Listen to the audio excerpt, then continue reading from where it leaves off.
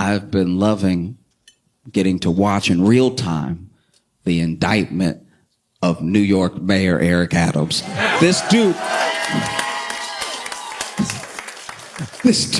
sucks so much. It's so bad. This dude sucks. I don't know who your mayor is, but be glad it's not Eric Adams. This dude is the worst. He's so corrupt. And it's like corruption. This is what's disappointing about Eric Adams' corruption, is that it's like petty. Do you know what I mean? We expect politics to be corrupt. It says a lot that we do, but a part of us, do you know what I mean? And what does that say about us to a certain degree? I think about that a lot. What does that say about our expectations, that we expect corruption? You know what I mean? At lots of levels. You know, city councilman did this thing, president did this thing, whatever it is, we expect it. And then when people run, we don't really believe in them. Maybe if someone can make us believe in them along the way, that's the person that we vote for, because we're like, wow, this person's different. But different from what? The expectation is corruption, you know? And he's corrupt in a way that's truly disappointing.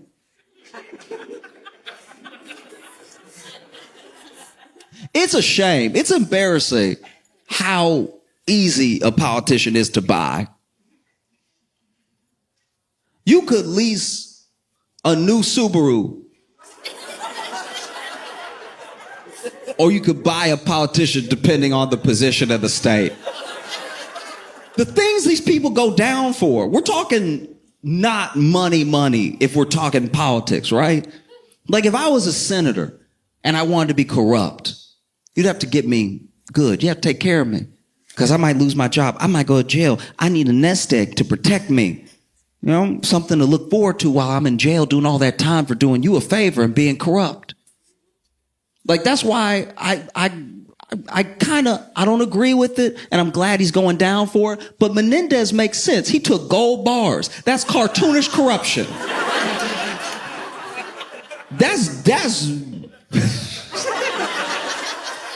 That is like full on 1950s cartoon corruption. That is New Yorker political cartoon corruption, to just take actual gold bars. Where do you get gold bars from? And then take the gold bars to do the favor for the person. This is what's funny about Eric Adams being indicted, is that New York City is, and this is coming from someone who lives there, and I do love it in New York, right? But New York is a dirty place, all right? Inside and out, okay? It's one of the more corrupt places. So to be the first mayor to ever be indicted with corruption charges in New York City, you gotta be one of the dumbest people who has ever lived. It's a city of corruption, and you got caught.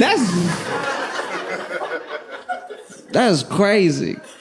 Sometimes I can't believe it. You know what I mean? Like, I'm sure he couldn't believe it. He was like, y'all, this is what we do.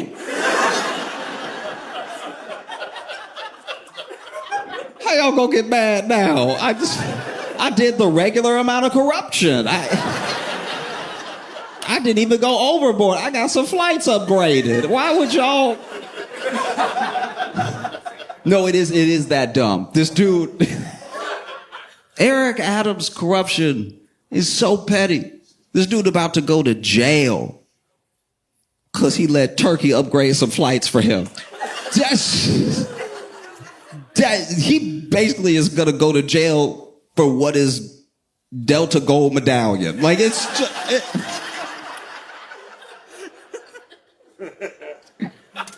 It's very petty. Some nice meals, some flights. That's great. That our mayor, New York's mayor, all it took to buy him was just treat him like a bad bitch for a night. Like, it's... Do you know how embarrassing that is? Do you know how much money is in New York? I need at least 6 skyscrapers to be as corrupt as Eric Adams. I'd be like, take care of me. No, I need land. What are you talking about, a flight? A flight where I might fall asleep and miss my corruption? No. Because you know, sometimes you get upgraded by your airline, you get all excited, you like, oh, I'm sitting in, got the extra leg room and everything. I can kick for no reason and stuff. And then you wake up at the destination and you're like, dang, I didn't even enjoy the free glass of champagne and orange juice. That's his level of corruption. It's so dumb. He sucks. But Eric Adams started as a cop, right? And I actually watched this video of him. It was a very entertaining watch. Basically, when he was a cop, he did a video. Maybe he was still a cop. I don't know. Maybe it retired. But anyway, he used his police expertise to make the video. And it's basically a video where he shows parents how to search their children's rooms for drugs and guns, right? And the thing that's amazing about it is that clearly one of two things happened. Either Eric Adams told whoever was shooting the video to just go fill a room full of crack,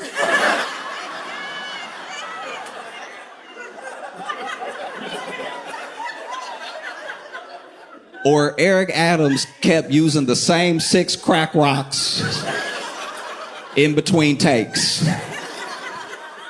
Because he was pulling crack out of places that didn't really make any sense. Like those, when you have crack, the intention is to smoke it or sell it. And where he was pulling, because then first of all, the room didn't make sense because the room is supposed to be a child's room, right? But the room has stuff for a kid that's about to head off to college or somebody in preschool. Like, there's just too much going on in the room. The room makes sense if you were never going to leave that room for 26 years. Like, it doesn't... The room did not make sense at all. So then Eric Adams would do weird stuff like he'd be like, looks like a regular tricycle, right?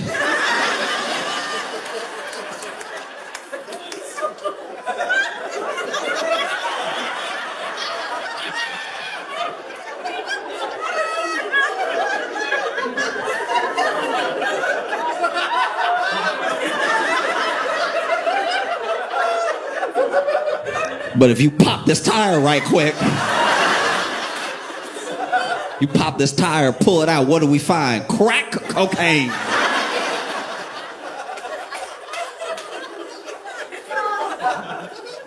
It was incredible. Like, looks like a regular doll, huh? But if you stab it in the back and rip it open, what do we find? Crack cocaine. And honestly, like, look, I even get the spirit behind what he's doing, but if your child is on crack, there will be other signs.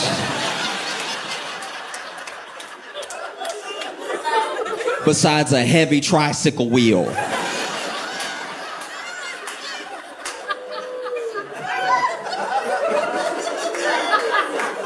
I've never seen a kid on a bike with a flat tire and been like, we're losing the youth.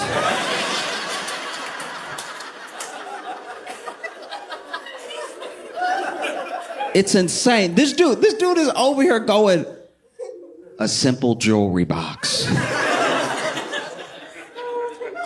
But if we open it, what do we find?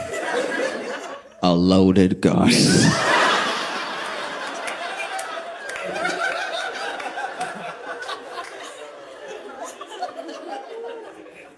A pillow? You gave your child a pillow? And thought that they weren't gonna do the worst with it?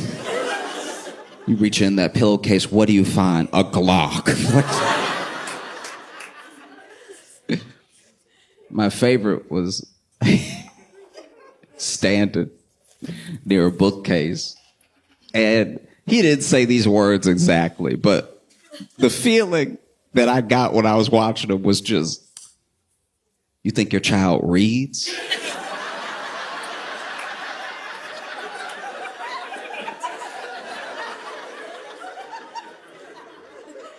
You think your little baby boy, baby girl reading in here? No. They were a child, and we all know children are what? Crackheads. You open this book, and what do you find? What spills out? Crack cocaine. No, it was incredible. It was truly, the only thing he did do was pull crack out of the gun. Like,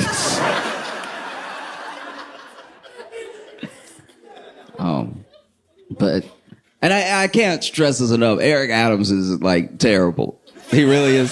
Like, he really is. He's the worst. It's so bad. He sucks. He sucks so much. You should be so glad he's not your mayor. Like, that's... Oh, man. I'll be honest with you. I didn't do the research. I don't know who your mayor is. I just know it's not Eric Adams. So you got 2 legs up on New York City. This dude, first of all, when he was running, he was corrupt. The dude was running, and he was already doing stuff where we were like, if it's not illegal, it's weird. This dude told the story of, because, he's a cop, and he reminds everybody all the time they used to be a cop, right? And it depends, because he does a thing that's real sneaky. He's really good at it, right? Where he was a black cop. So in some rooms, he's black. In some rooms, I used to be a cop. And never the 2 rooms shall meet. If like...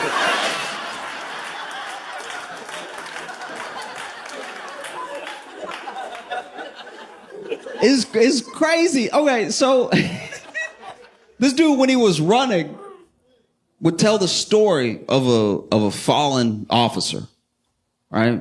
His friend that he loved dearly, who died in the line of duty, and he loved his friend so much that he keeps a picture of him in his wallet with him all the time, right? And it's a heartwarming story because no matter your feelings on cops, no matter your feelings on like the criminal justice system, I think everyone can understand what it's like to lose a friend, right? You can understand what it's like to lose, especially when you lose a friend when you're both in danger. Maybe you both were in the military together. Maybe you're both cops. Maybe you served in some way and then you lost your friend. And no one's going to know what that was like except for people who it also happened to, right? And he kept the picture in his wallet. Except the picture in his wallet that he showed people was printed out by his staff members, and they threw a little coffee on it to make it look old. And that's before he did anything illegal. This dude is the devil. Like, he really sucks. This dude, I don't even know how he won. He doesn't live in New York. You know how usually you have to live where you're the mayor of? I'm not going to make any assumptions about your mayor, but I'm assuming they live here. I imagine your mayor doesn't actually live in Illinois. That would be weird, right? To come over and be like, hey, I'm here with y'all. We're in this together. I'ma go, though.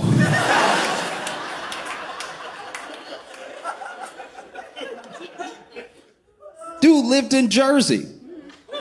And then it got outed that he lived in Jersey. And so at the last second, he had the New York Times try to help him cover it. And they did a profile of him at his house in Brooklyn that he was clearly walking into for the first time. This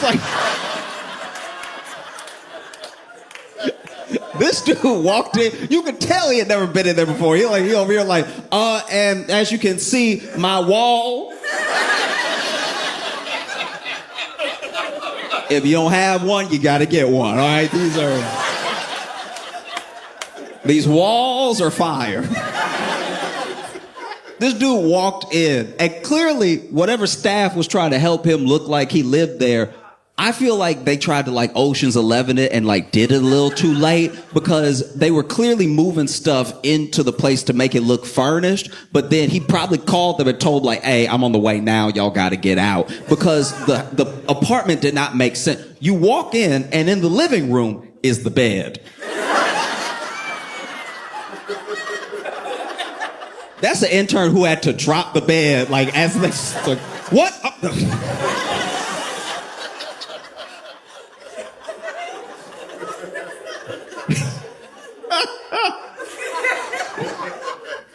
And then, you know, they go, he opens the fridge because he really tried to do this MTV Cribs for the New York Times, right? And so then he opens the fridge and he's like, blat out my snacks, right? And there is way too much meat for Adams to be a vegan.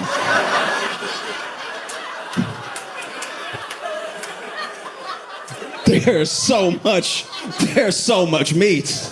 It looked like it was stocked by Hillshire Farms. There's way too much meat in there. Not even mistakable meat. Not even like, oh, I thought the Impossible Burger. Like, it was full-on meat. And when they ask him about it, he's like, oh, my son be sneaking in, you know what I mean? You know, because you know how when you have kids, you know, as parents, you know how when you have kids, they sneak into your home and leave food, you know what I mean? In the fridge uneaten. You know how children are. All they do is leave food in the fridge and smoke crack. That's what children do.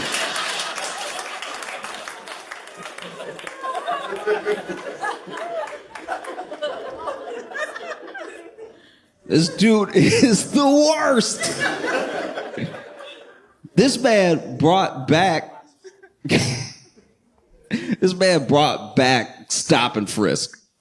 If you don't know what stop and frisk is, it was practice in New York where basically the police could stop you at any time and frisk you, check you for drugs and weapons and stuff like that. It was very popular under like Giuliani and stuff, but it was like found to be pretty disproportionate because they would just stay in one place and check everybody there.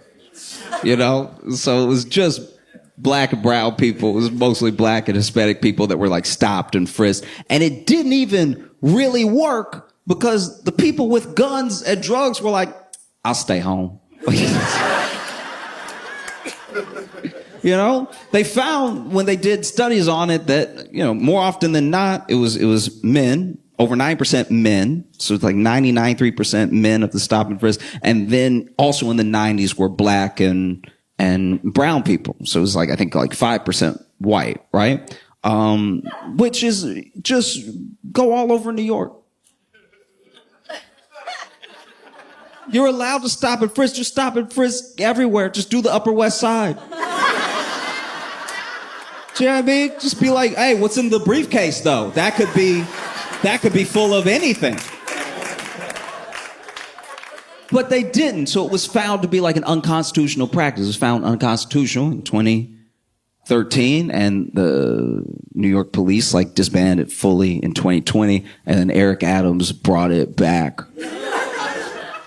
Which is odd, because this is my thing about Eric Adams, and what I mean about that chameleon move that he does is that Eric Adams, I don't even know the exact particulars of the story. All I know is that he was arrested when he was a kid. Some people say he was a member of a gang himself, right? And that he, got beat up by the police. He tells this story of being a victim of police brutality at like 14, 15. Him and his friend got caught. They had done two things. I think they had stolen some checks or something, and they stole something else, and it was when they were trying to cash the stolen check they got caught, and basically they got beat up at the police station. And apparently the way that I believe Eric tells it is that these white cops were beating him and his friend up, and then a black cop came in and told him to stop. And he was like, and that was the moment I decided that I wanted to be a police officer, turn my life around, everything, because I just saw the way that black cop moved, right? He's like, I saw the power, the respect. I saw the fear that people had, and And I was like, Dad, oh, okay. It's a weird thing to pull from that lesson, but all right. We're all our own people. And so it's weird to me that he's so adamant about being punitive as someone who grew up the way that he grew up. It's very odd that he doesn't see himself in any of the youth that he wants to arrest or wants to punish. Like that's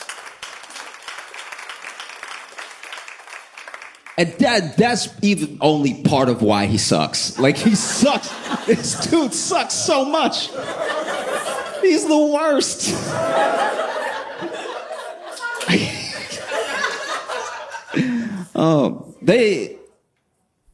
They opened the investigation into Eric Adams the way that the feds do, which is quietly. You know what I mean? The thing that's scary about the feds is that they always get you. Their conviction rate is in the 90s.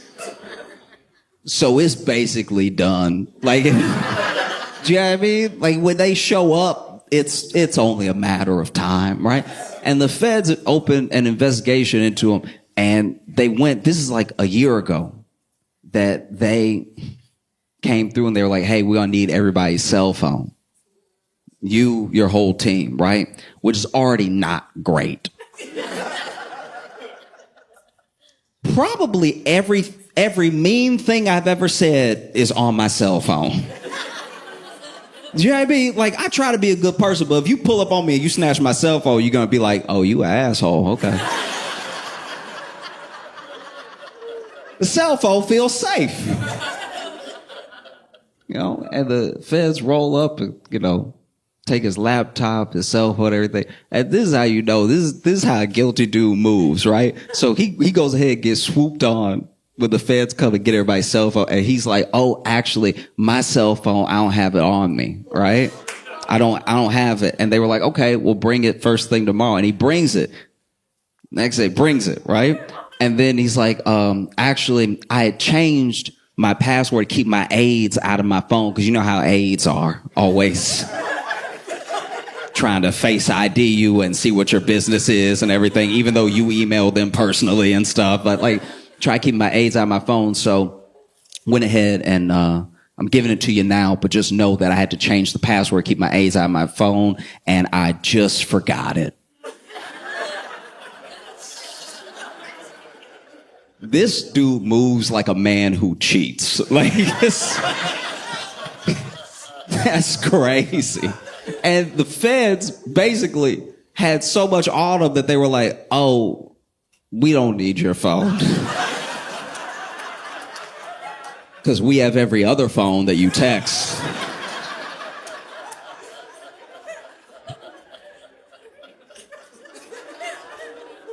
Ooh.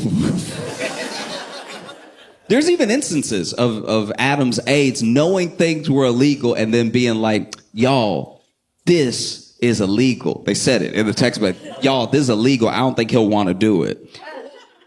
And then you know that text bubble? He'd be like, hey, this is illegal. I don't know if he'll want to do it. And then the person from Turkey or wherever would be like, are you sure? And then the text bubble...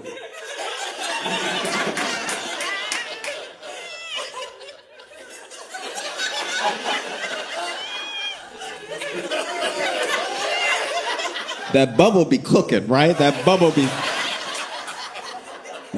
bubbling up, right? And then it go away for a second.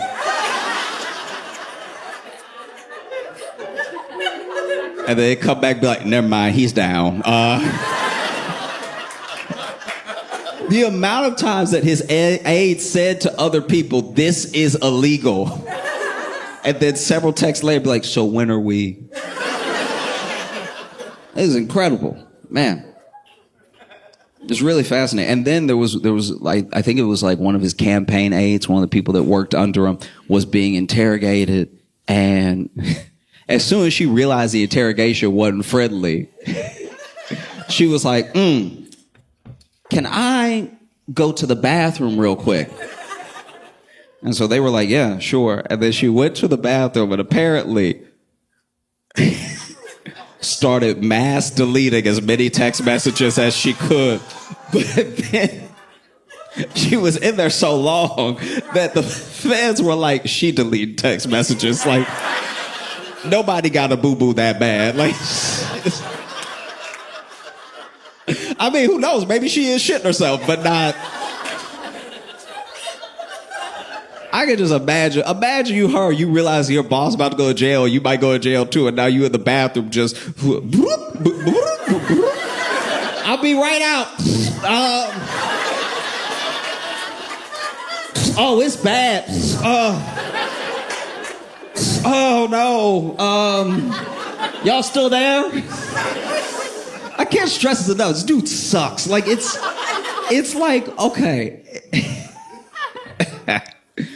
Maybe one of the funniest things about the whole case is that we don't definitively know one way or the other, but there's a chance that this dude would, like, the last straw that broke everything, that had the roof come tumbling down, that kicked over his house of cards, might have been, maybe, Sabrina Carpenter. Inadvertently. I don't know if you remember, but Sabrina Carpenter did a music video for a song called Feather, right? And in that music video, she's in a church, right? And she got permission to be in that church. As controversial as everything was, and as much as the archdiocese freaked out after they saw the video and as upset as people were, she got permission, right? She did the right thing, and she asked, can I do my video here? She didn't just run in and be like, quick. She did everything by the book. Right? And the person that allowed her was a Monsignor, right? This Monsignor gave permission, shooting the church and everything. And then when the video comes out, obviously the archdiocese is all upset and stuff. They're like, nothing provocative or sexual should be in a church.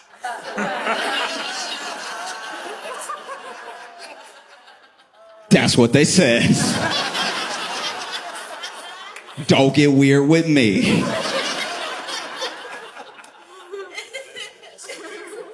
And so then they demoted the Monsignor. That's how mad they were, you know? They didn't fire him because I guess it's impossible to get fired at a church.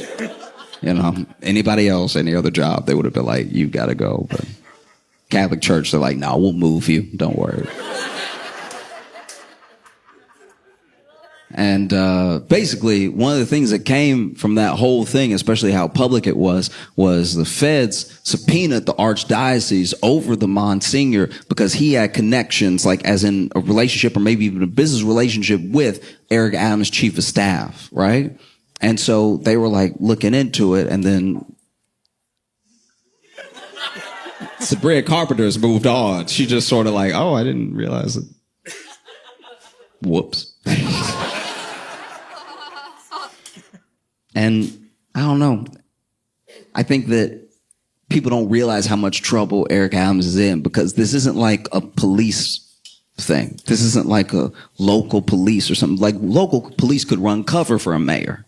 And so Eric Adams gets indicted, right? Present day, he gets indicted, and this dude holds a press conference. It's one of the worst press conferences I've ever watched in my entire life. This is incredible. People talk about Giuliani and everything when he did that 4 Seasons press conference and stuff like that. Not gonna lie, this one put that one to shame, okay?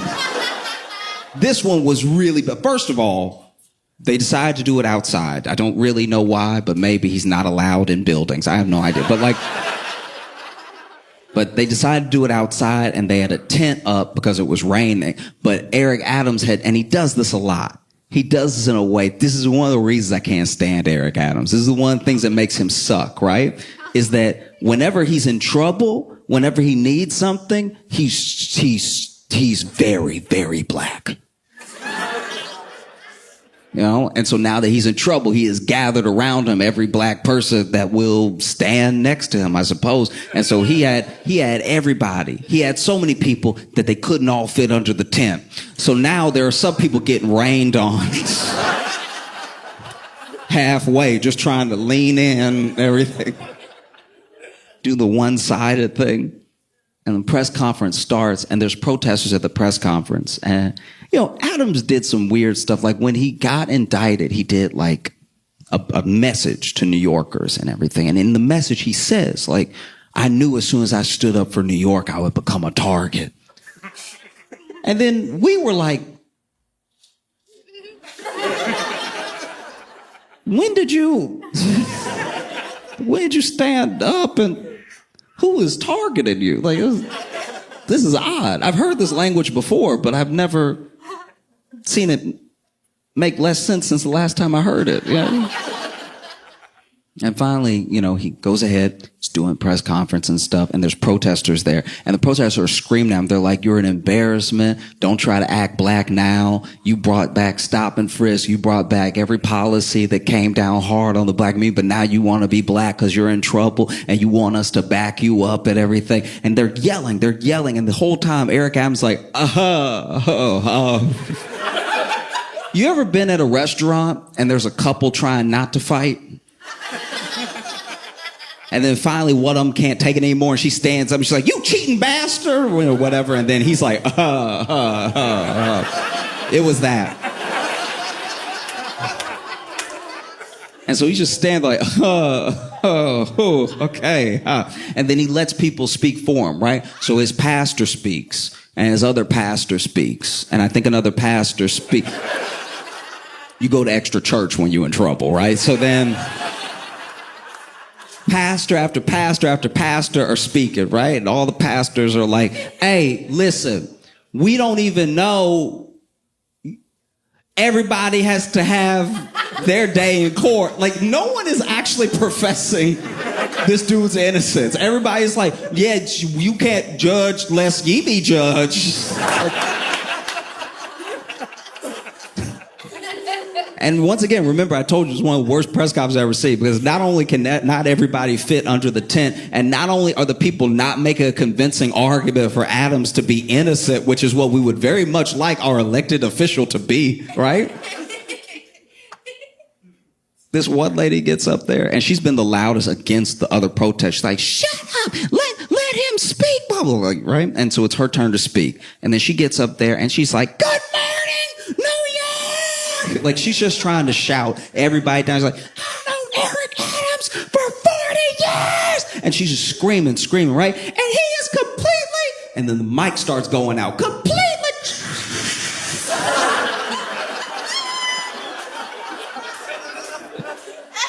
And another thing... And he's not corrupt with a... Thank you.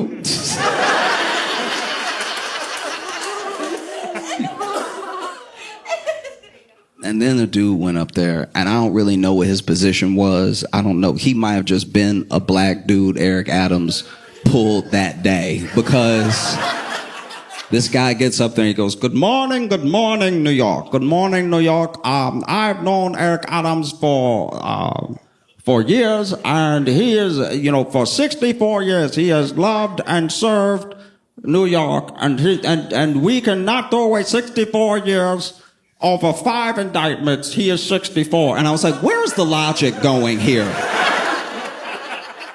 You want that dude to be innocent because he's 64? Like, is that... There's no way he served 64. He just is alive for 64 years. But this dude was slick with it. He was like, do not throw away 64 years over 5 indictments. Nobody gonna kill him. Like, what are you talking about? Throwing away 64, we're not dating him. He got indicted. Do not throw away 64 years over 5 indictments. He is 64, thank you. I feel like that's the only dude that Eric Adams was like, probably should have let that be a tweet. And And then it's Eric Adams' turn, right? And then counter protesters are yelling. They're like, you're an embarrassment. You're an embarrassment to black people. You are an absolute embarrassment to the city. Okay? You trying to make it a black thing. It's not a black thing. It's a you thing. You're corrupt. You're corrupt by yourself. It's not a black thing. It's a you thing, right? This dude's screaming. And he's like, what? Why is anything you're saying different from Trump? You talking about you stand in the way. Stand in the way of what? You corrupt by yourself, right? And then Eric Adams like, and then he starts taking questions, right? And some of the questions were, you said that as soon as you stood up for New Yorkers, you would become a target. Who do you think you're a target of? Like Homeland Security, or what? There are government bodies that are serving you this indictment. Who do you think is targeting you and why? And then he was like, that's a question for the federal government. And I was like, okay, not a great start. And then he goes, let me just get something clear right now. All right. And then the mic cuts out completely. It's like, I just want to say to y'all,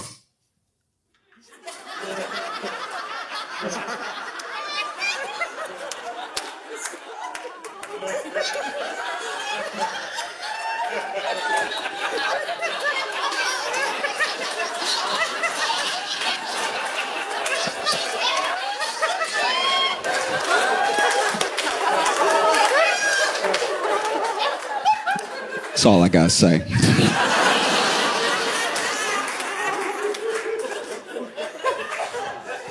It was incredible, Incredible. I don't know. I would love to see Eric Adams go to Rikers. I mean, particularly because of the terrible job he's done with Rikers. Just so you know, Rikers is a horrific place. It's been compared to Guantanamo Bay. Mainly because most of the people in Rikers, around 85%, have not been convicted of a crime. They just cannot afford to get off Rikers. They can't afford to pay bail and stuff like that. But they sit there until the trial. And the trial is sometimes 8 months away, 9 months away. So they're potentially innocent people just sitting there, rotting in a jail in terrible conditions because they just didn't have money. Any one of us could not have money. Most of us don't have enough money for the things we would like. So that's how close we are to being them. And it's so bad that there's a federal monitor that's like over Rikers. And Eric Adams has worked with Rikers to subvert everything that would have them comply with the federal monitor. Right? It's horrific. And all they've really done is like try to throw money and staffing at the problem, but then money and staffing have become the problem because now Rikers is such a cushy job that there are a lot of people who don't show up for work. So now they really are wasting money because they'll be understaffed on a day where everyone is scheduled and then everyone calls in sick. And then people die at Rikers. People die every year at Rikers. It's absolutely insane. And the staffing, if I'm correct, maybe I'm wrong, right? But last time I looked it up, the staffing was like 2 to 1. No jail has 2 to 1. No jail anywhere has 2 to 1, And so what a poetic thing it would be, for the guy that a year ago gave the key to the city to Diddy.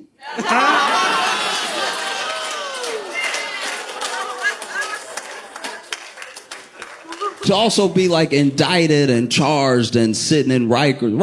It'd be dope to see Eric Adams at Rikers. He gets there and they're like, what's up, buddy? Let's talk. And so many people have resigned too. So many people have resigned from Eric Adams' administration that I don't know who works at New York anymore. It's a lot of people. People nobody was talking to, by the way. Like people who just are like, I'm just in charge of the library, but I'm going to go because the block is hot. I don't want these problems. I saw where the lottery, at least at the time that I'm speaking, has worked its way up to $1.8 billion. That's a lot. It's so much you wonder, should I? Absolutely. That's how they get you. You know, growing up my entire life, I knew people who played the lottery. And I don't know if I know any winners. I just know a few people went missing.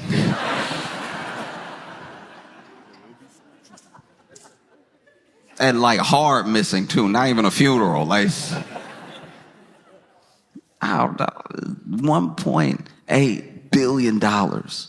That means even after they tax you, tax is gonna take about half of that, right? Even after they tax you, you're probably gonna be a billionaire. Instantly. A billionaire. And I'm not saying this to like, you know, be down on anybody or be disparaging, but it's like, who plays the lottery? People who need the money. So imagine needing money and then becoming a billionaire in like a day. A day. You needed 252.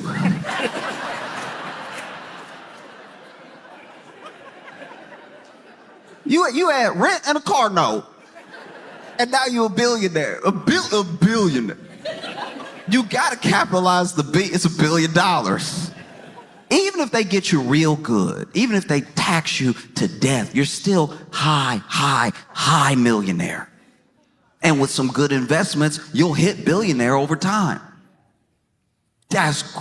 Look at. I don't think y'all understand. This is the thing, we think we understand what billion is because billionaires keep playing in our faces. But we have no comprehension of how much money that is because we're people.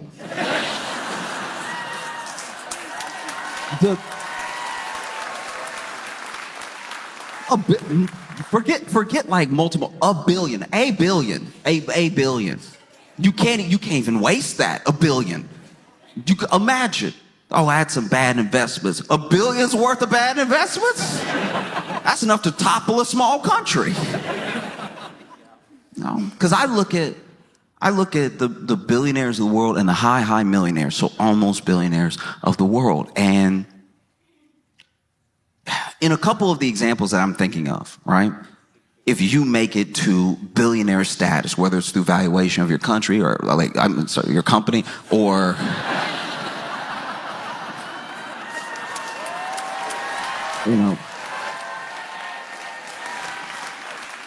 whether it's through valuation of your company or just general assets and everything over time, if you hit that billion status and you didn't grow up with a ton of money, like if you're already a billionaire, it almost doesn't count. You know, you'll see billionaires, they're the sons of billionaires, and they'll be like, I made my own thing. It's like, you didn't though. But you didn't. Like you never really did anything. Like it's, and look, I know you probably worked really hard, but your hard work had a $1 billion head start to it. So it's just, you could make a bad idea worth $1 billion. If you put enough money behind it with enough time. Look at Crocs.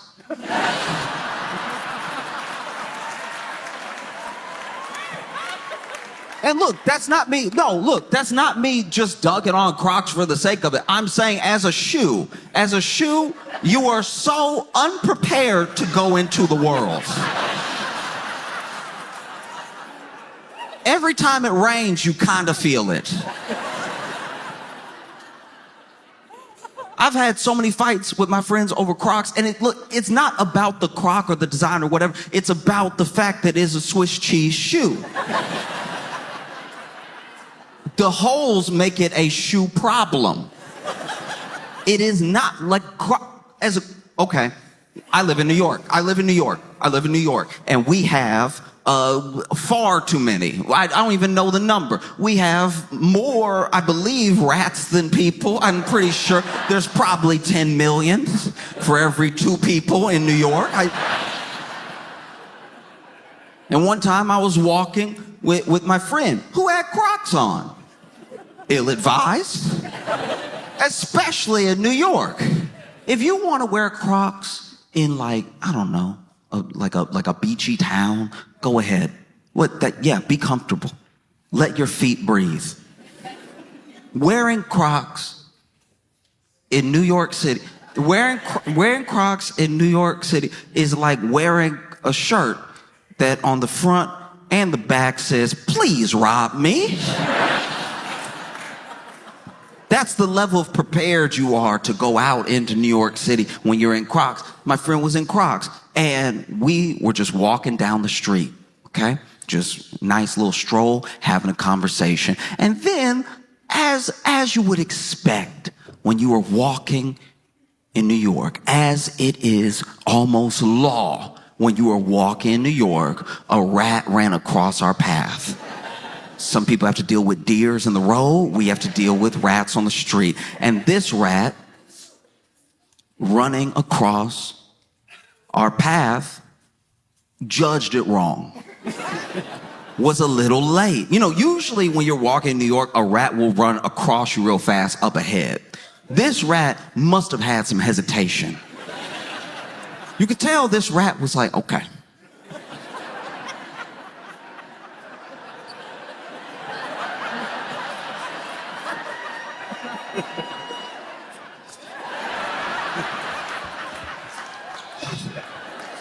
You know what? I'm not gonna do it. I'm not gonna do it. No. I'm not gonna do it. Actually, no. You know what? I can do this. I can do this. Let me get. Ah! And then it ran across our path, but by the time it ran across our path, we were at our path. And this is upsetting. Sorry if you're eating. But the rat ran across our path, but by the time it decided to cross the sidewalk, we were already there. So this rat ran right over both my feet. And then it came time to run over my friend's feet. My friend in Crocs. And this rat looked exactly like, you know, with football players doing that spring training with the tires over here.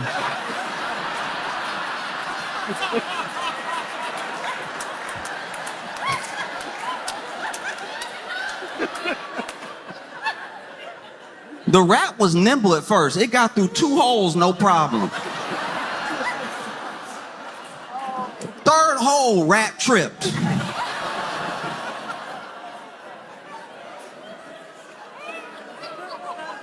Animals don't trip like people. You know what I mean? People might trip, be a little embarrassed, but we get up and we know we have a day to continue. If a rat gets tripped up in your crock, that's the rat's whole priority right now. Because to be fair to rats, they get trapped all the time. How is this rat supposed to know this isn't one of those rat traps that take you to rat heaven? And so this rat starts freaking out, starts like trying to pull the other leg out and everything, but then the next leg gets stuck. And so now this rat it has been 0.0 seconds, by the way. This rat has already tripped and is stuck in 2 crock holes.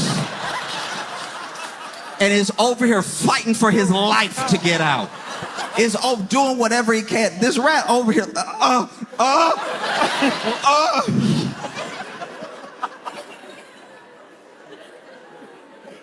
And look, I'll be honest with you right now. I don't even know if I imagined it, but I swear I heard it. I heard where the rat got free because I heard the little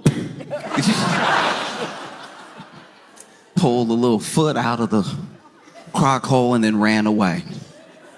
And then my friend, who had just been defending his Crocs, had the nerve to be like,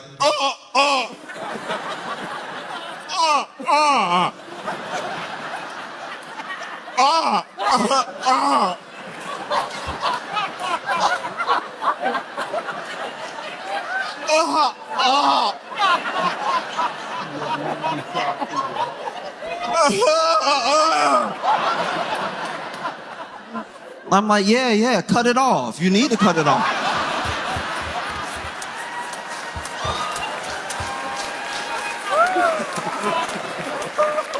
Ran over my foot too, but look at me. Intact. And so you have even if it's not the company, the CEOs of these companies reach high $1 million billionaire status. And it happens usually over time.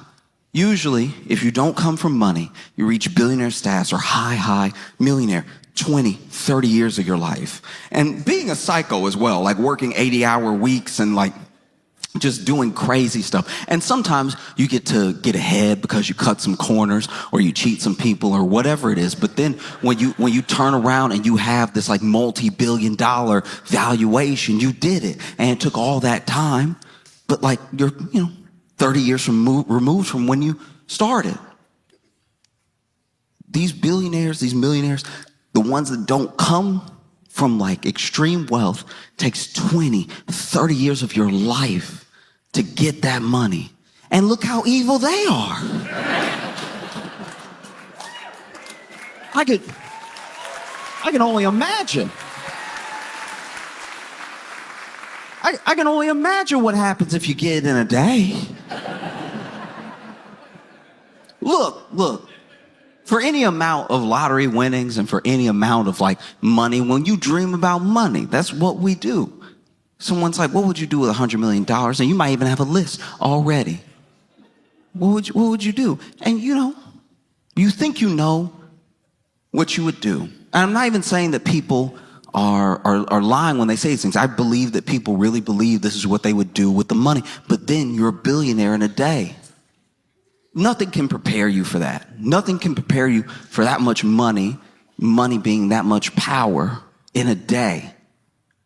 I don't know, like, I know what I'd like to think I would do with that much money. Because the amount of money that you've been living on is the amount of money you need to live. Like that, like, I know that in the US, like in America, that's like blasphemous to say. But it's like, even when I was broke, the amount of money that I had, which was not enough, was somehow still enough because I'm not dead. Do you know what I mean? And so obviously people need to get by. People deserve a higher quality of life and everything. I'm not saying this to say that if you're barely scraping by, that's all you need and be done with it. I'm just saying that sometimes you can get in your head, especially when you get a little more, that you need a bit more, and then you need a bit more, and then you need a bit more, to the point where people around the country who make six figures say they don't feel rich, right? And some of them making the high six figures. They've done studies about this and about why your brain never turns to rich when it's you and it's over time. You'll see millionaires say, well, I'm comfortable, but I'm not like rich. And then you're glad that it's through a screen, or else you might.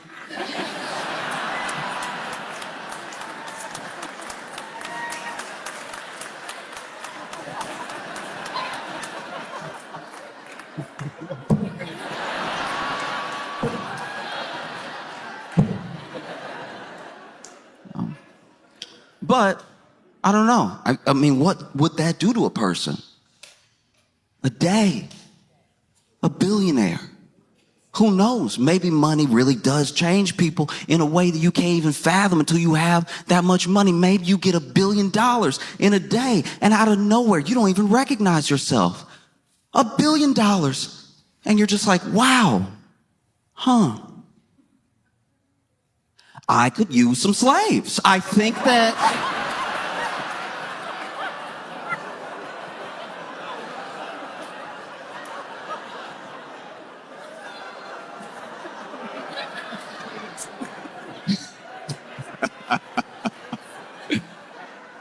Look, I don't know what makes you so evil as a billionaire over 30 years, but I can only imagine it's exacerbated when it's overnight. Like, I can only imagine it becomes instant when you get the money instantly.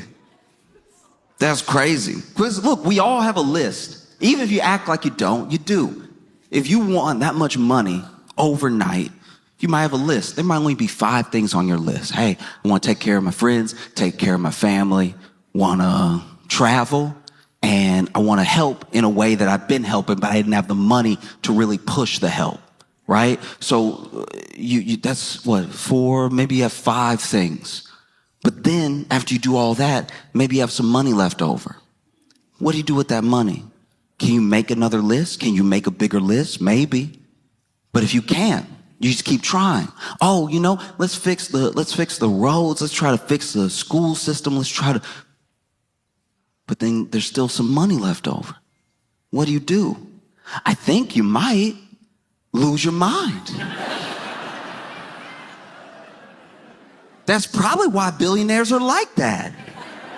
Because think about it. Look, their list didn't have any of the stuff I mentioned on it. But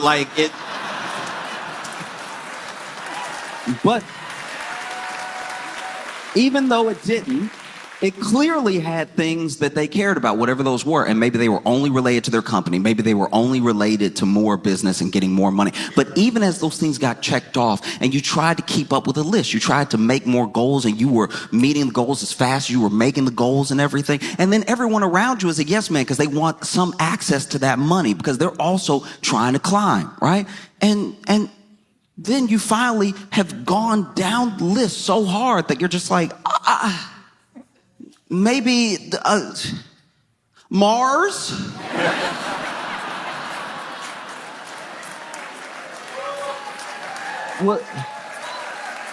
What about Mars? Mars would be cool, right? Like, Mars would be dope. Does people starve? Mars, though, that would be dope. And it's like, yes, it sounds dope. And I hope he goes. I hope he does. Like, that'd be fire. If he went to Mars. No, spend your fortune as the richest man in the world to be the poorest man in the universe. Because I guarantee you spend your whole life and then you finally, let's say it finally happens, you have a voyage to Mars. And let's be as generous as possible. And let's say that like the rocket works, you already sent enough stuff there that it's not like quite the movie The Martian, but it is like that because you are going to be by yourself. No, I'm just, probably. And then you land in Mars, richest man in the world. Lands on Mars, gets out, is walking around and realizes that Mars is just like Arizona with some extra tent to it. Like, looking around like, oh, okay. Whoops. No. Because money is... We'd like to think that it's more than this, and sometimes it is. You can point to points in history where it is more than this, but like America is money. Land of opportunity. Opportunity is access, but it's also money. Money is how we define identity. Maybe you don't as a person. Maybe, I don't believe any one person is just their job or their net worth. There are things that you are that are deeper than all that stuff that's going to pass away. But that is how we as Americans define each other, is money. In fact, when you get your identity stolen, it's because they mess with the money. I don't know of anyone who said they got their identity stolen and it was in a Lifetime movie sort of way. I have yet to meet anybody who said they got their identity stolen and they knew it was stolen because they came home and there was a dude who looked just like them hugging their wife. And they were like, honey, it's me. And then she was like, And then the imposter was like, don't listen to him, honey. It's me. Can't you tell? And like, hey, what are you doing in my house? And then the kids run in and they run up to him. Hey, Dad, who's this stranger? What? Kids, it's me. And they're like, we don't know you. Our dad's been home all day. And then you have to fight with this dude. And then, there's somehow a gun in the house that nobody knew about. And Then y'all struggle, and then y'all are spinning, so then nobody knows anymore because y'all were wearing the same thing. Who's the real husband? Who's the fake husband? And you're you're just running around, grabbing the gun, knocking the gun out of each other's hands, and then, there's some bounty commercials in the middle because this is a Lifetime movie. But then you pick up the gun and you're like, get out of my home, stay away from my family, right? And then the imposter goes, and then runs up to you and y'all hug one last time. The gun goes off and nobody can tell who was shot until oh,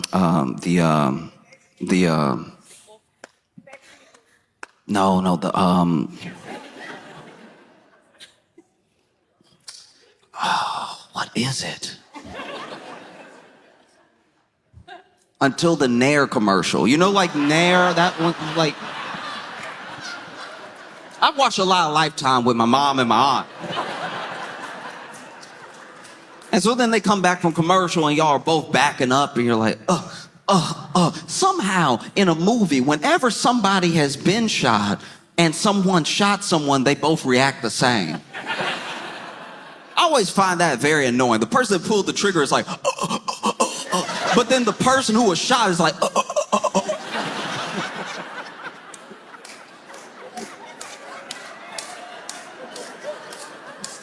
And then y'all back up. The gun falls. It falls in the middle. We don't need it anymore. One of you was shot. And everybody's backing up, and then you see some blood. You see blood, and then you see blood because y'all were hugging when it happened. So whoever got shot also bled on the other person. So it's been about 5 minutes, and we still don't know who was shot. Very frustrating. And then finally, one of you goes,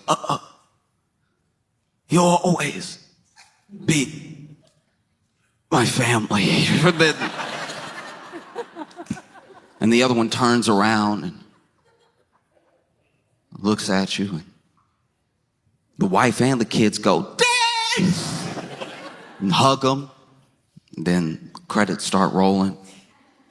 The picture gets a little bit smaller because they got to roll the next movie right next to the other movie. So it's like it gets that little half-size thing where the credits are rolling, which actually sort of ruins the end of the movie in case there was any other note of anything that the director wanted. But anyway, and through the credits, through the little tiny half screen, you see the person hugging the family look up at the camera and go,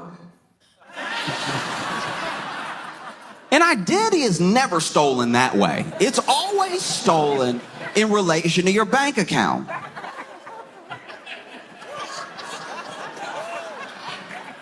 No, because that's who you are. That's who you are to the bank, and that's who you are to any business entity is your money and the number that you are. Now, look, I would like to think that everybody knows that everyone's more than that, but that is how you break down. That's how you're calculated. You know what I mean? You're moved around as a number, and the numbers that make up the numbers you have are how people see you. So when you get your identity stolen, it's not because they actually stole who you are. They stole who you are in a version of how people see you for your money. Having your identity stolen is terrifying because you don't know when you'll get out from under this. It's you. It's you. But the bank doesn't know that. You might as well show up to the bank like you just got home to see your wife and kids and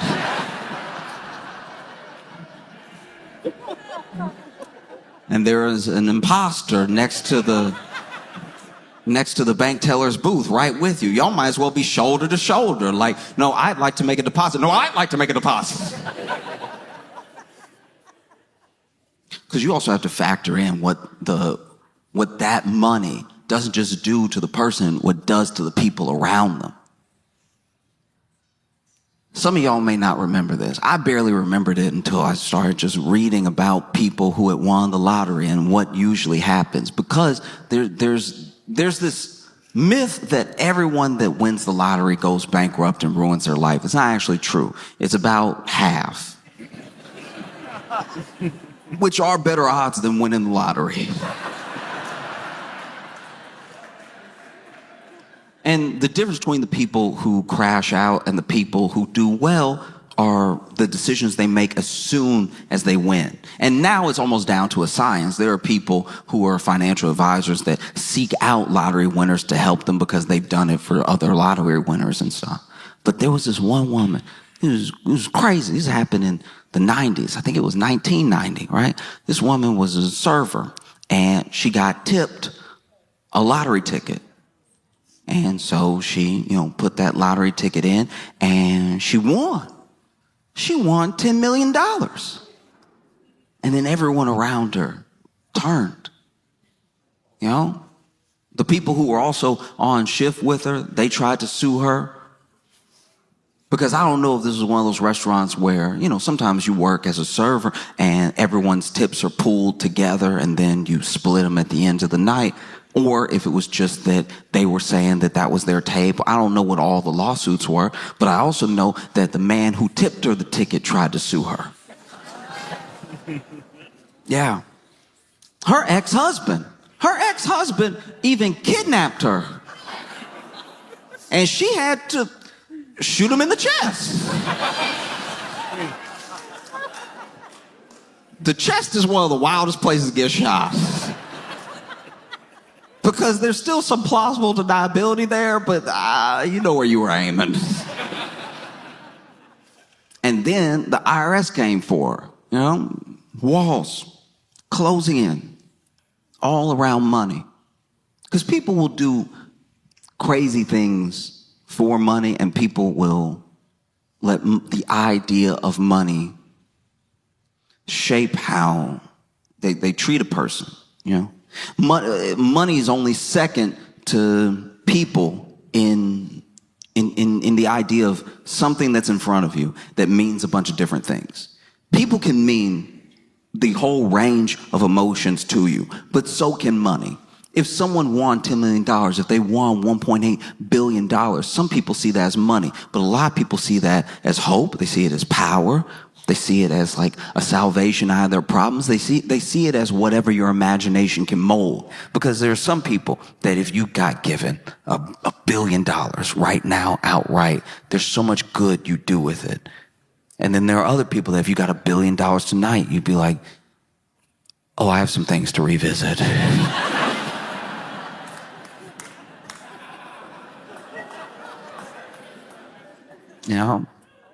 billion. $1 billion means, you could buy everything around a person. You could buy everything around. Imagine for $1 billion, you could hire a private investigator to find your high school bully. All right. Because let's say they're not on, maybe they're not on social, not everybody is. And so you hire this private investigator to find your high school bully. And maybe this bully gave you like a really catchy, mean nickname, Maybe it was something that happened to you, something real bad. Maybe you got sick at school one day and maybe you didn't make it to the bathroom, right? And so he called you Wet Willie for 4 years, right? In this scenario, your name is Willie. And you hire this private investigator to track him down. Maybe his name's Travis, right? You find me Travis. And so then the private investigator says, hey, I found Travis. He's living in Connecticut, and he's married. And yeah, looks like they're pretty happy. And you're like, okay, this is good to know. And so, with your money, you buy the house that's for sale next to Travis. You're moving in one day, and Travis and his wife are walking in to their home, and you're moving one of the boxes. Nothing in the box. You don't need to move. You can pay people to move for you, but and you're like, oh, hey.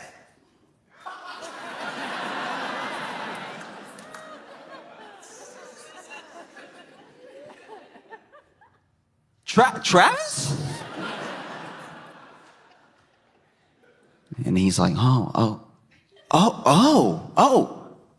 Willie, Will, wow, how have you been? wow, this is crazy. Are you? Yeah, I'm moving in. Right next to you. That's crazy. That's crazy. He's like, yeah, that is. Wow. This house has been on sale for months. And now it's, what a coincidence. And you're like, yeah, a coincidence.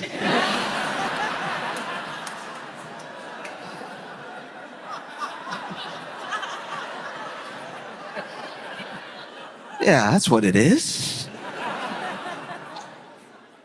And you see that not only do you have this nice house in front of you, but, ooh, Travis has a phenomenal house, you know? There's an HOA, so they're pretty similar, but overall, very big and very nice, you know? And right then, Travis's wife walks up, Susie. Susie walks up, and she's like, hey, babe. And then he's like, hey, Me and William went to high school together. This is my wife, Susie. And you're like, oh, hi. Nice to meet you. You shake her hand, and you're like, wow, this is crazy to just, you move to a new place, and you don't know, usually you don't know anybody, and now I got pals right next door. And Travis is like, yeah, this is wild, man. You should come over for dinner sometime. Come over for dinner. And you're like, oh, wow, how's tonight?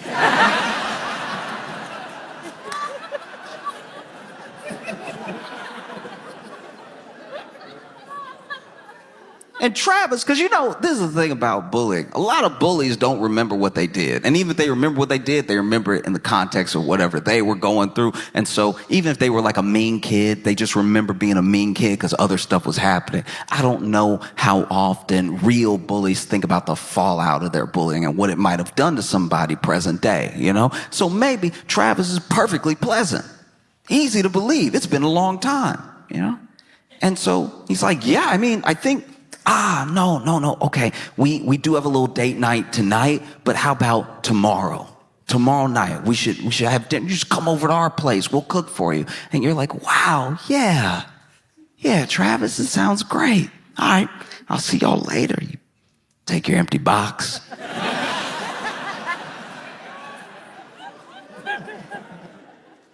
Walk into your new house with no furniture in it. But you don't need furniture. You're here for revenge.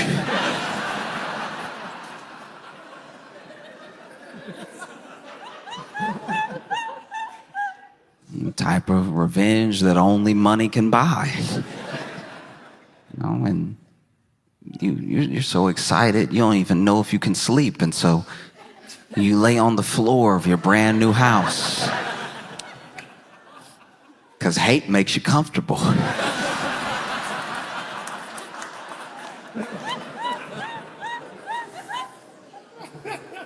And then the next day comes, right? The next day comes and, you've had a private investigator on Travis for a while. You even had a private investigator on Susie. You already know her name. So the next day, during the day, you go over to Susie's workplace, Susie works at a salon, right? And so you go over and you're like, hey, what? This is crazy. Wow. Susie, neighbors, and then I need a haircut? You do hair? Wow. Get Susie to give you a haircut, and when you're getting a haircut, when you're getting the wash, the shampoo, the conditioner, and everything, there's time to talk. You get to know a person. Or pretend to, because you already hired a private investigator.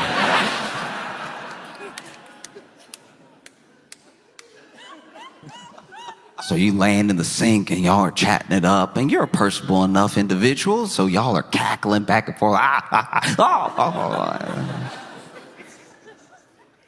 Then at the end, Susie puts the mirror in front of your face, and you're like, wow, a magician. Truly incredible. Thank you so much. And then you go to pay, and then you put a $10,000 tip on your haircut. Susie's floored. What? I can't accept this. You absolutely can. I haven't felt this good in years. You made me look like a new man.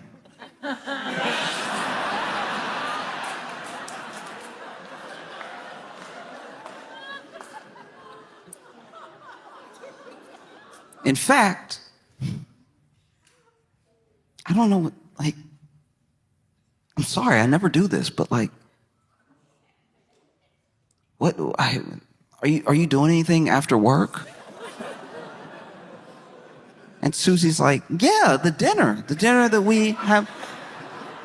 And you're like, oh, yeah, that's right. But, okay, what? I don't know, it looks like salon's closing up and everything. Dinner wasn't gonna be for a little while. I don't know, do you want to hang out for a little bit? We're gonna end up chatting anyway. Let's just chat. Let's just have a chat, and then, we'll head over to your place. And you're like, does that sound okay? And she's like, yeah, I guess so. It's fine. Yeah, I'll close up here. And then you're like, okay, yeah, hop in my car, right? And she hops in your car. It's very nice. It's ridiculous. It's whatever car is nice for the period we're in. So just imagine.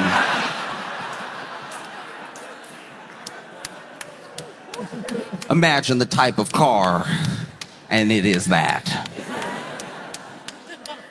And Susie's also impressed. She's like, wow, okay, you must have done very well for yourself. And you're like, yeah, I do all right.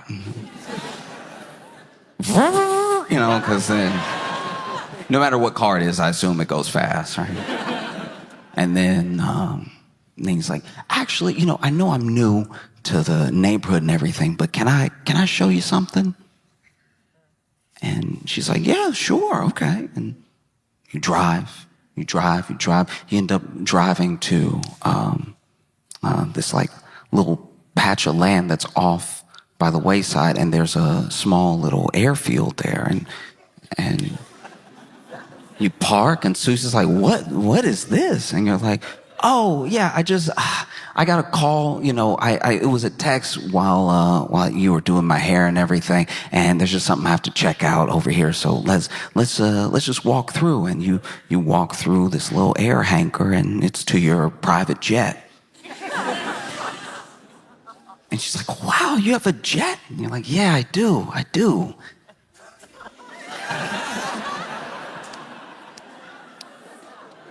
I mean, I guess it's a false alarm. There's nobody that needed anything. Yeah, nobody's even here. I tell you what. How about this? I know we're supposed to have dinner tonight at your place, but why don't we go to Paris?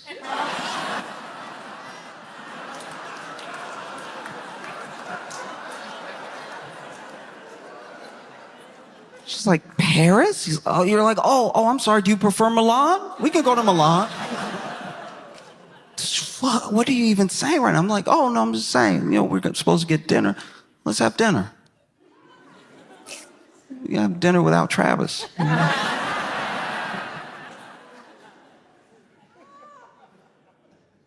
then she's like, oh. I don't know what to say. What is the tip? And then now he's invited. I'm married. No, I know. I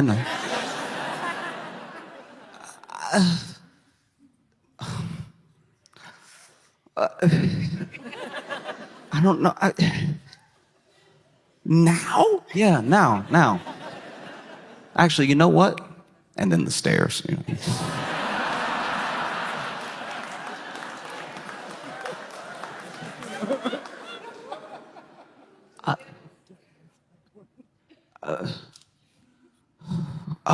Wow, my heart is just skipping a beat. Yeah, let's do it. Let's go. And you're like, great. And so then you both hop on the jet and taxiing and everything. And just before takeoff, you send Travis an audio message of the entire thing.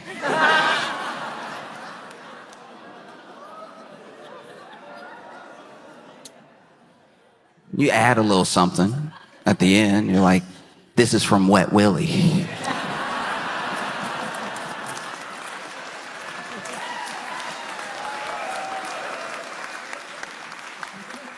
Because now you have $1 billion, and you could be good or you could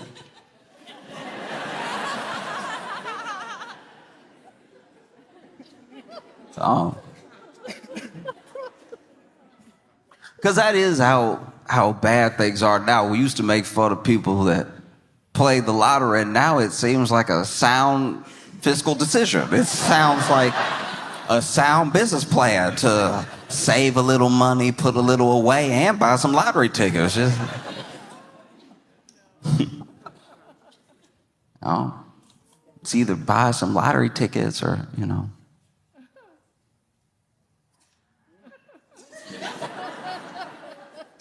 lean in front of a BMW. You know what I mean? Like,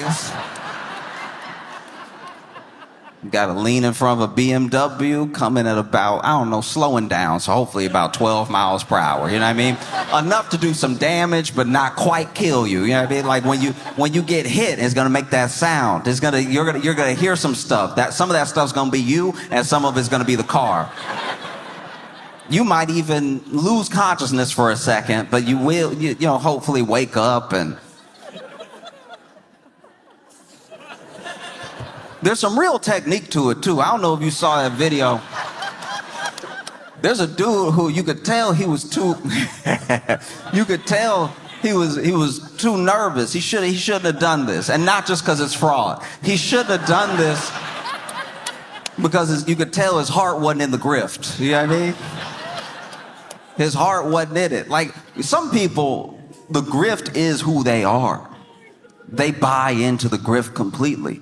When I was a little kid, my elementary school teacher got into a fender bender, right? And got in a fender bender with this dude and bumped him just enough to get a little bit of separation, but you could tell that she had hit him. And he immediately got out of his car, went into the trunk, pulled out a neck brace, and laid on the ground, right?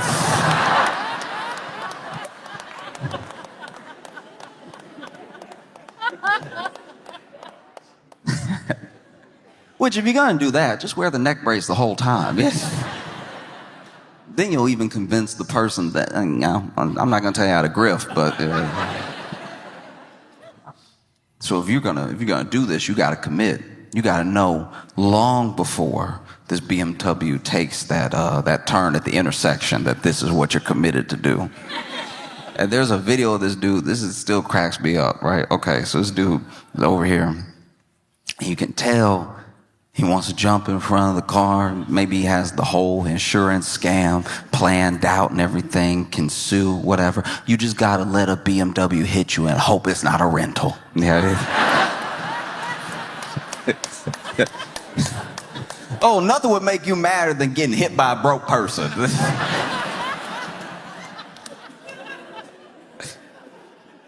And so then it's over here waiting, right? And like just from the CCTV, because this is how I watched it, right? Just from the CCTV and the clip, you can tell that there's some nervousness in the knees. Like the knees don't scream commitment. You know what I mean? Like they're not, his feet aren't amped to do it. They're not like hoppy feet. You know what I mean? Like this is like, ooh, I'm gonna do some fraud. Ooh, you about to get defrauded.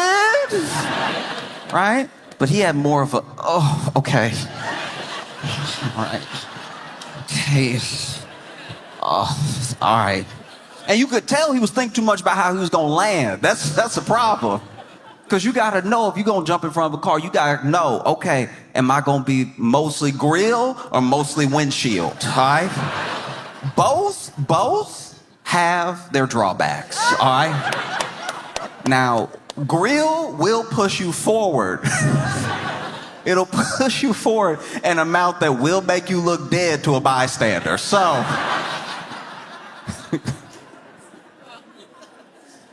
that is a good way to go if you try to do this with witnesses and witnesses who are not in cahoots with you, right? Windshield is very dramatic, right? Windshield is very theatrical.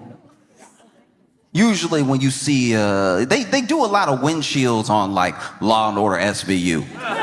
That's usually, like when somebody running from the cops and they can't seem to catch them. They give them just enough room for them to run out of the streets. For the cop who didn't feel like running to hit them with the cop car. It's always very convenient when it's like 3 cops and then 2 of them run after a suspect and then one of them is like, oh, all right. And then sure enough, they're always there at the right time to just bow, right? Now, if you're gonna go windshield, just know that some glass could crack, okay? And it's worse if it doesn't. If the glass doesn't crack at all, you got hit by a big bullet, okay? But if the glass cracks and you roll over the glass and maybe you land on the side of the car, that also looks very bad. But depending on how you hit the windshield depends on how believable the hit is. Because when you get hit by the grill, you're just taking the hit, right? Just boom, boom. High risk of being hurt. Very high risk. Windshield looks a little bit more, oh no.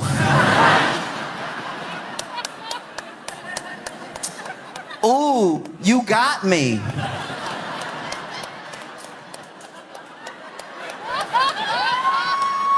Oh, what will I do, right? Because you can't really control your body as it gets hit and it's on the windshield. So you hope you go over the windshield. That looks like a very bad hit. But if you stay on the windshield, it starts to look like your fault even if it wasn't. Like it's just, the optics aren't great. And if you slide off to the front, it looks like you didn't get hit fast at all. And so you see this dude, okay, whew, all right.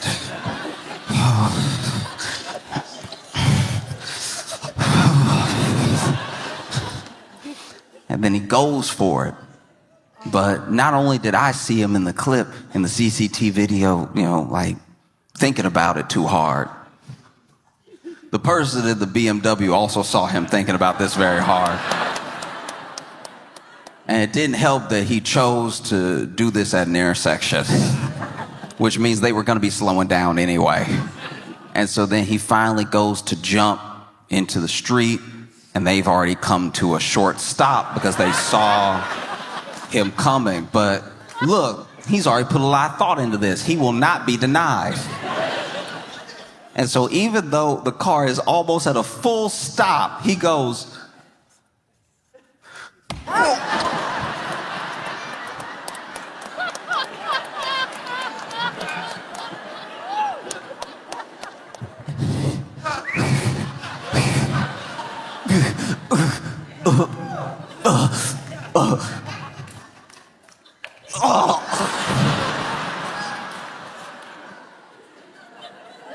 Obviously, the claim didn't go far. But you could do that, or you could play the lottery. You know what I mean?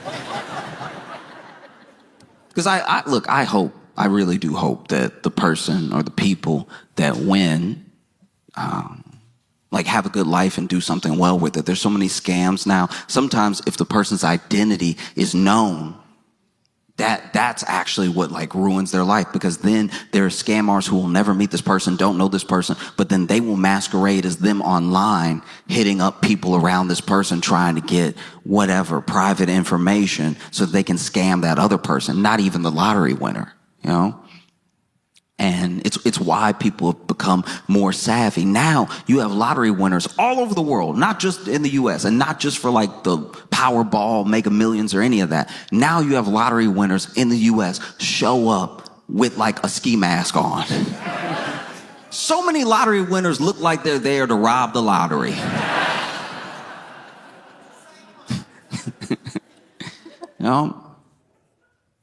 And I don't know. I just look at the lottery as like maybe one of the best metaphors we have for how America is. Because we all participate. That money is pooled together, and it is, and I don't mean in terms of ownership, I just mean in terms of how the money came to be there. It is all of our money. It is all of our money pooled together for 1 to like 6 people to have. In fact, sometimes you'll watch the lottery. You'll watch someone win and you'll be like, wow, I worked at a company like that. That's crazy. because some of what the lottery of trying to make it in America is luck. We like to think it's hard work, because then that means everybody could do it. But it's not actually the case. I know people who have worked hard my entire life, and they were on a hamster wheel. They were on a treadmill, and they were just trying to keep up because somebody was pressing the speed up on the hamster wheel. That's what it feels like is happening to everybody right now. You know, you're doing your best, and the speed just keeps... And then, you know, some people are on a treadmill where the speed just keeps getting increased. Some people, look, to their credit, they have some golden handcuffs. Maybe they're doing a little bit better than everybody, but the margins that they live in are just as thin. And so they're on like a Stairmaster. They're up higher than the people on the treadmill, but, you know, they still run the risk of falling off at any given point. And so the other person's running as hard as they can. This person's stepping as high and as fast as they can. Because if they can skip a step, it's not going to keep them good forever, but it'll keep them level for a while. And so everybody's working as hard as they can. People who make six figures are still thinking, I don't really have enough to get by. That sounds crazy to anybody who's living off of less than 50K, somewhere where the standard of living, you need to be at like 80K. There are people scraping to get by. And so rather than just accepting that this gym sucks,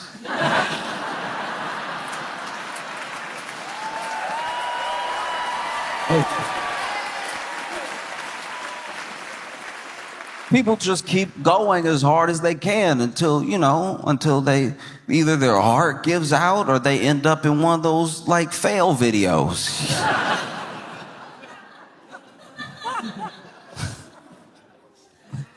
Oh. Because look, it's $1 billion. It's a billion. That's a lot. And I know it's the lottery, and I'm just making an example. I'm not specifically speaking to everyone to like go run up to the lottery office or something. Like that's not what I'm trying to say. I think that we have let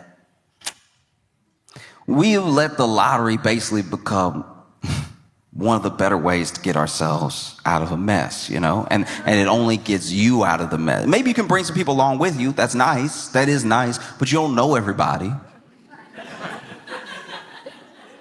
You know what I mean? Like, you know your friends and your family, and that'd be very sweet for you to take care of your friends and your family, but you don't know everybody, and you don't know everybody's intentions. You don't know what everybody's going to do with the money. You don't even know if giving some of these people the money is the best thing to do. You have no idea. And maybe it's why, speaking outside the lottery now, maybe it's why, like, people shouldn't be able to amass that level of wealth. Not because I want to take from somebody the thing that they have for whatever reason. Maybe they really did earn it. I don't see how, but like maybe they really did earn it.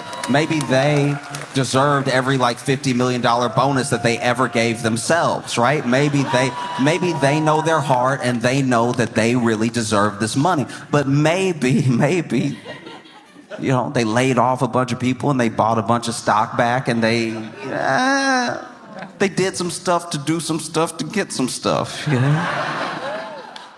And so I'm just saying is, you know, it's one thing when it's a lottery, it's a different thing when it's like our entire, you know, because then they wonder, I don't know. Then they wonder, they're like, why is everybody so mad at us? It's like, oh, you can't not really get it. It seems crazy. And look, don't get me wrong. I'm an American. I would love $1 billion. It's probably part of the problem. I know I've never been like balling out of control or anything because in my adult life, I've never lived somewhere that didn't have a mouse for a period of time, right? And a mouse will humble you because a mouse, you'll be thinking you got it all together. You got it all figured out, everything. You know, you'll even be looking at your bank account and be like, wow, I'm killing it. I'm doing very well. And then in the distance past the laptop, you'll see a mouse scurry in the corner. You'll be like, I could do better. That's fair, right? But this is what bothers me, is that anytime you have a pest in the home, people act like it must be you. Like it has to be your fault, exactly. Expressly your fault, right? But it's like, I'm doing everything I'm supposed to do. I'm picking up after myself. I'm grabbing the clothes off the floor. I'm not leaving any food out. I'm vacuuming. I'm sweeping. There should not be a mouse in my... I'm not trying to have like a Disney Pixar experience, right? Like it's just... This happened, you know? And then, like, let's say, goodness forbid, but let's say you actually had a mouse problem. And then you went to work and you told somebody, yeah, I got a mouse in my apartment trying to get it taken care of. Your coworker would be like, oh.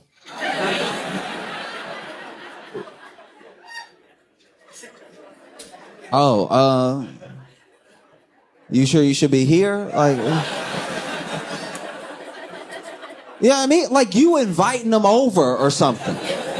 It's very frustrating, you know? Because, like, goodness forbid, once again, but let's say a different pest came in your home. Let's say a burglar broke in, right? And the next day you go to work and you tell someone, it's like, my home was burglarized last night. They would be like, oh my gosh. I'm so sorry. That's horrible. That's such a terrible thing. You must have been terrified. Are you okay? Is everything all right? They would show compassion. They'd have empathy. They wouldn't be like, ugh.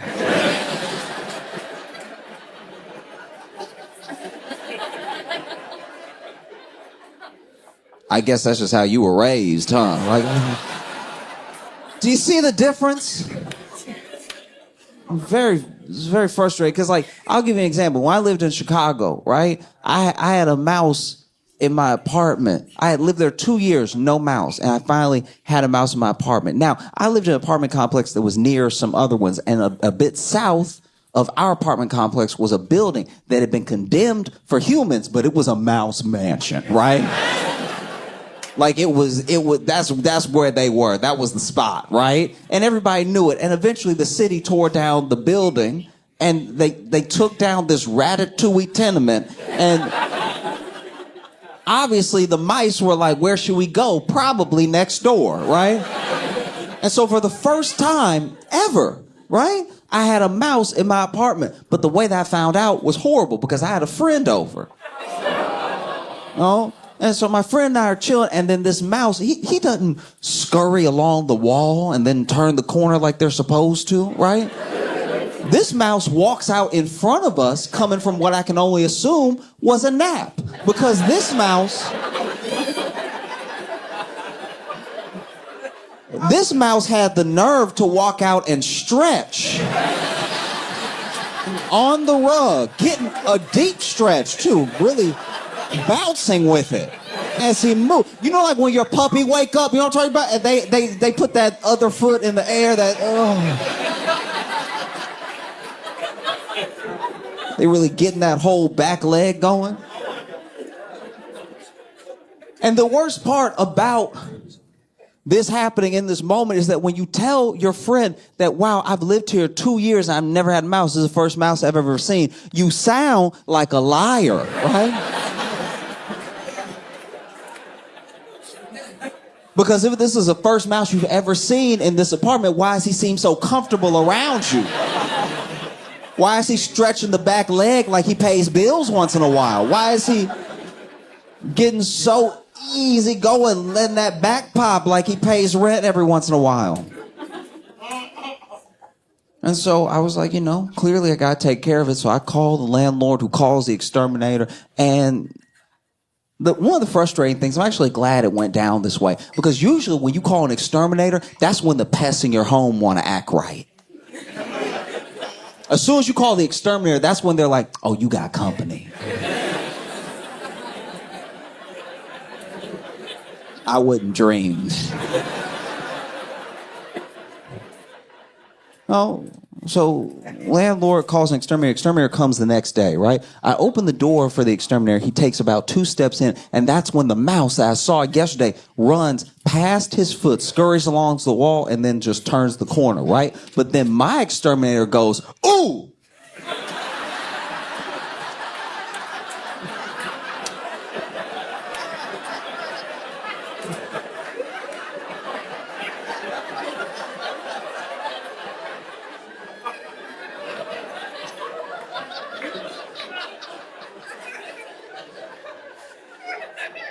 And for the rest of the time he is in my home, he refuses to put his full foot on the floor. So he's just consistently walking around like, so how many you been seeing?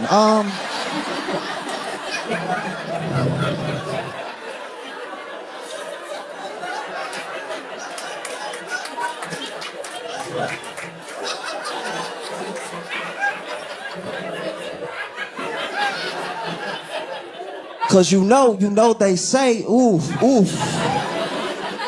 He was poking his head indoors where he would go in the room and stuff. And he was like, you know, they say that if you see one, if you see one, there's three of them. I'm like, they is you.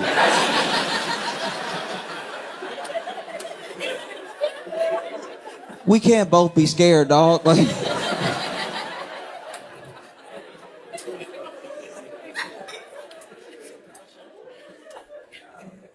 oh, it's devastating. You know what I mean?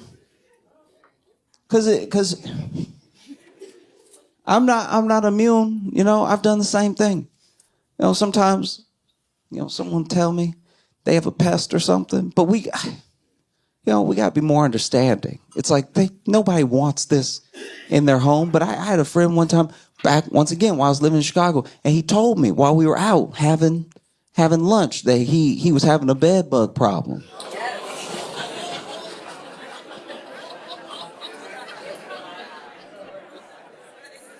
And when he said it, I was like, ooh.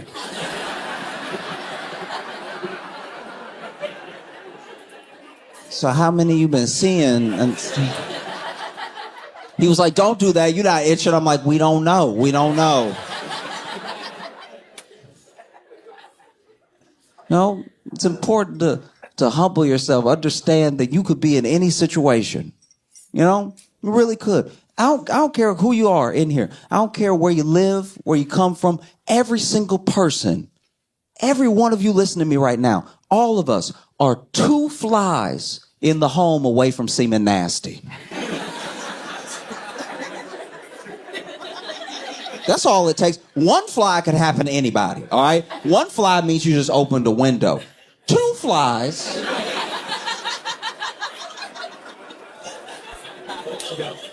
What do they see? What do they smell? I mean, 2 flies means 1 fly went and got another fly. I was like, do I have a place for us? I was reading this story. You know how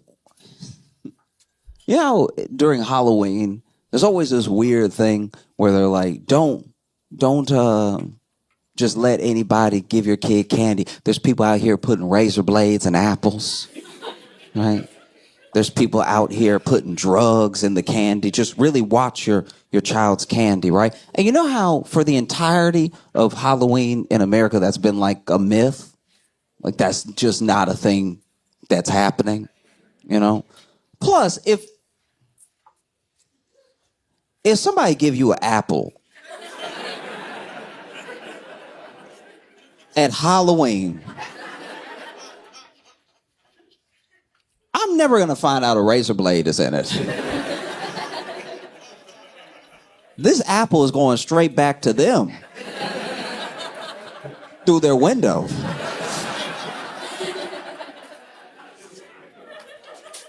If they get cut in the process, that's on them, you know? And as far as, you know, drugs in the candy, I mean, I don't know. Come on now. Even if that was happening, a child on drugs like acid is just the way a kid acts anyway. That's... Yeah, I mean, little cousins I've had that walked up and told me a story that I've only heard again from a college friend who was deeply on acid. Like, that's... Adults on acid and children just operate at the same frequency. You know what I mean? Telling you stories about animals that don't exist and stuff. It's like, all right. Extra hyper, yep, you know, check.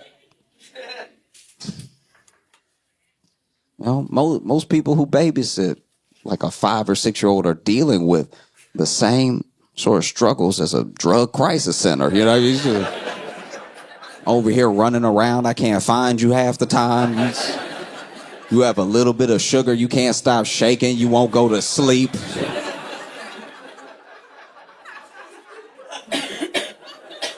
If anything, drugs might slow a child down.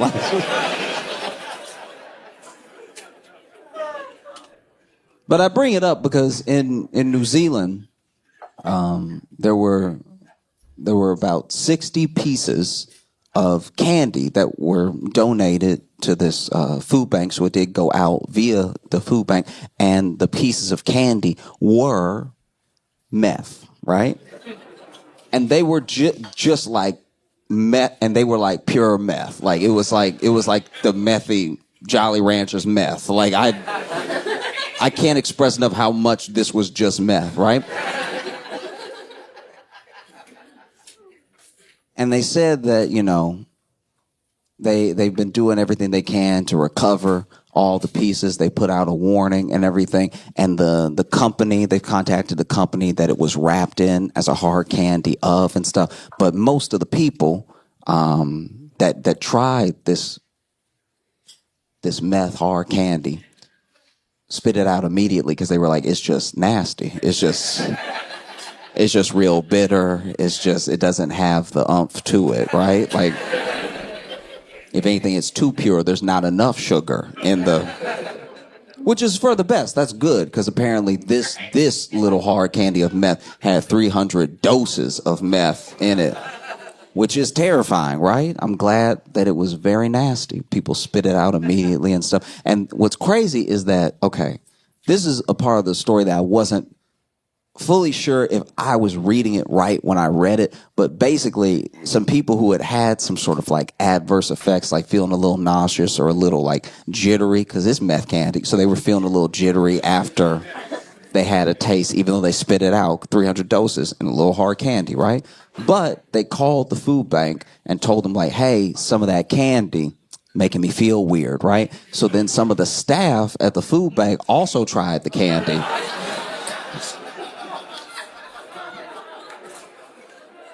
Which feels like a weird way to test for drugs. You know what I mean?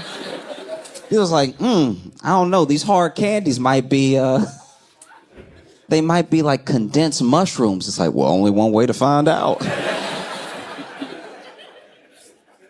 And then the staff also spit out the candy immediately because it just, you know, I can't imagine meth is delicious. And they said that they exhibited some, you know, some adverse effects, feeling a little, you know, little stomach ache, little jittery, little disoriented and stuff. And so they're trying to get to the bottom of it. But I don't know. It low-key feels like the candy company was just kind of trying it out. You know what I mean? Like just to be like, we got to do something, all right? We're falling behind Starburst. We're falling behind Nerds. We can't keep up. We got to mix it up a little bit.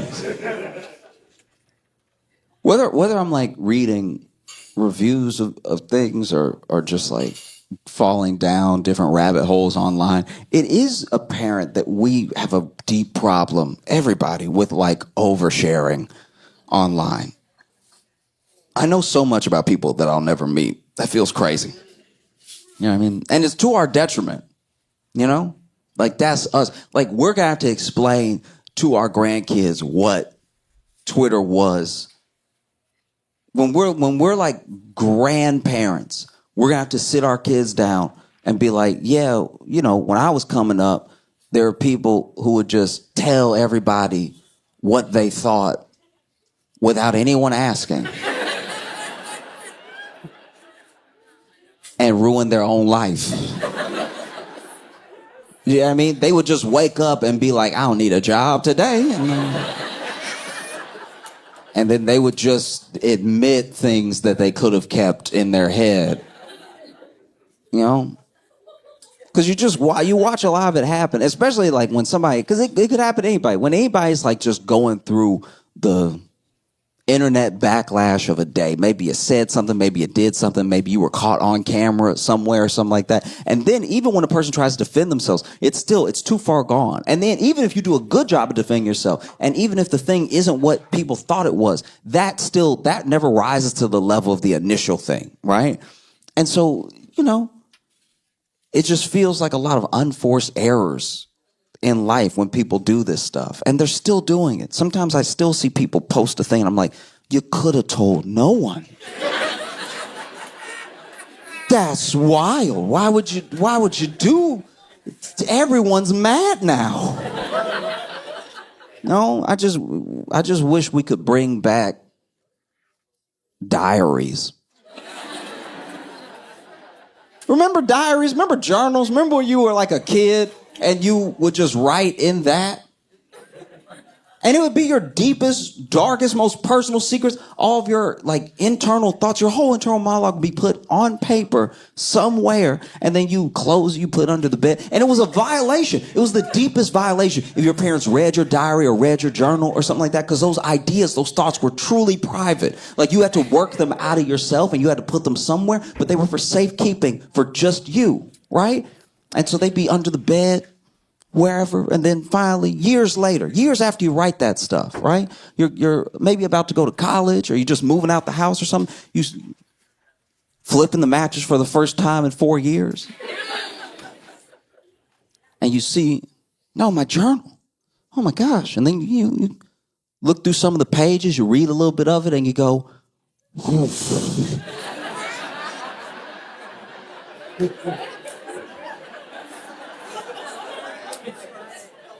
Who is this?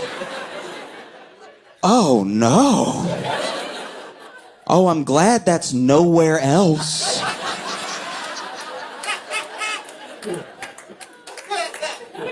Because now I can burn it. And no one will ever know. I remember I found one of my journals from when I was a kid, and I was like, oof. This is pretty horny and racist.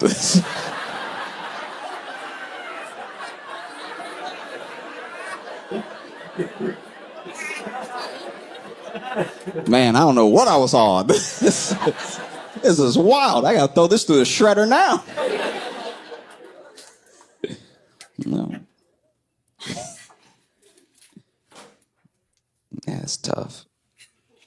It's tough because I'm trying to just navigate things. Like I do my best to be a good person. I'm sure everybody is to a certain degree, even if it doesn't feel like it, But I don't know, man. I'm like liberal, but my friends are like liberal. Like I'm liberal as in we believe all the same stuff. Like if you go down the list, I'm like, yeah, that. Yeah, me too. I do as well, right? So we believe the same stuff, but when they say it, they just, they say it all slow and touching their chest and stuff. It's like, do you know what I'm talking about? It's like, you'll be like, no, I believe that a woman should have autonomy over her body, right? And then they'll be like, I believe.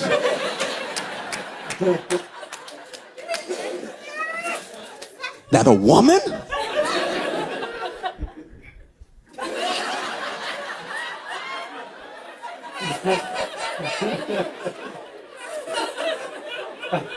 Should have autonomy over her own body. I'm like, yeah, you said it slower. Like I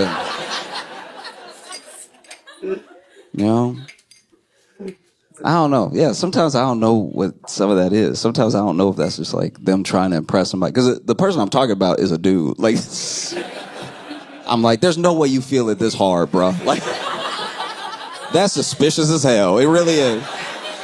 Do you know what I mean? Like, it's weird when something is like, and don't take what I'm about to say the wrong way. Just listen, hear me out. It's wild when something that you want to fight for and help someone fight for, right? But it's not your direct, like in the moment, your direct body or problem, and you're madder than them.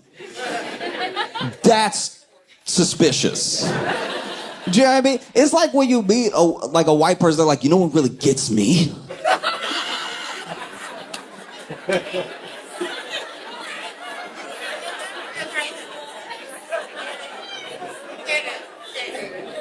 Segregation.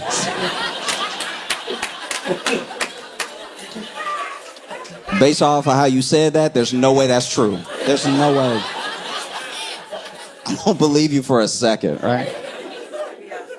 Because I get into weird arguments with my like liberal friends because we literally believe the same things, but then they take it a step further than feels logical to me, right? But we would still like vote the same way and do the same. We would still be at the same rally. But they just stomping harder, like that's gonna do something. I'm like,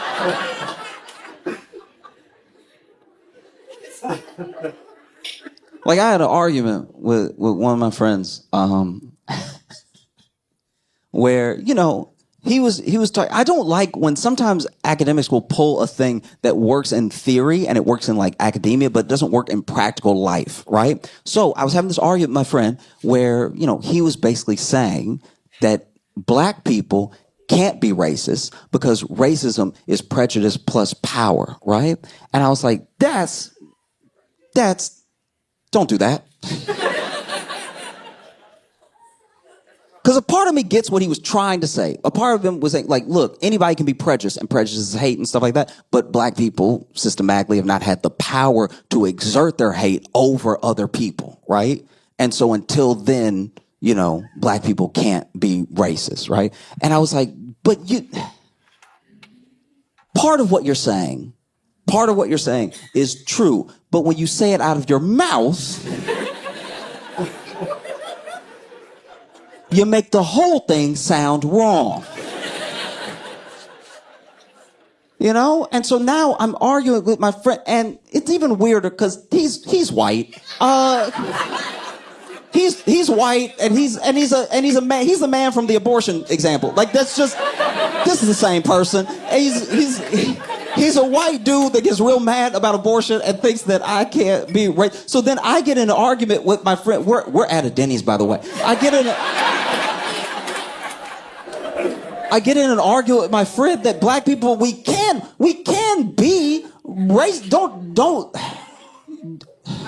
Now I'm yelling in a Denny's at my white friend about how racist I am.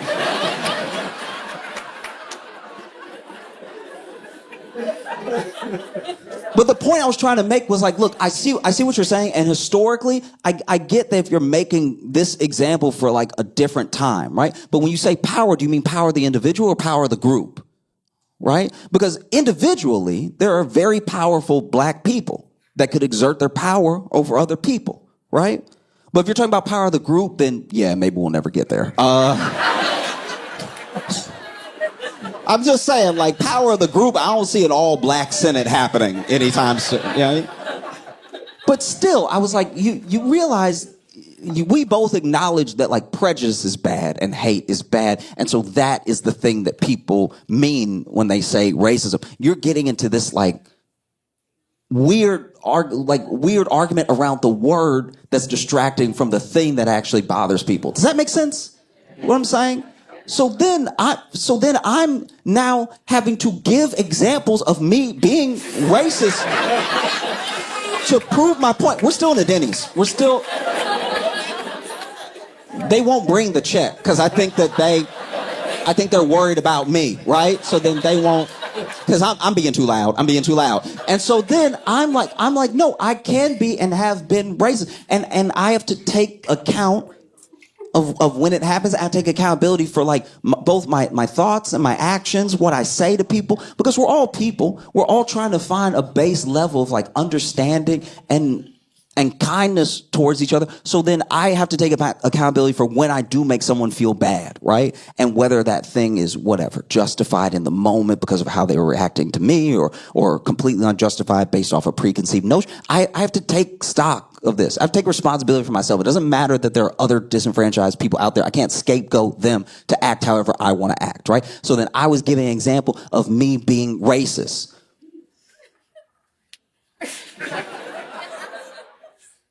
Okay.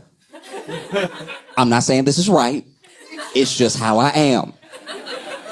And I'm trying to change. Remember that. But I look at my white friend, okay. I feel, when I see my white friends struggle in the sun, I don't really care. Like,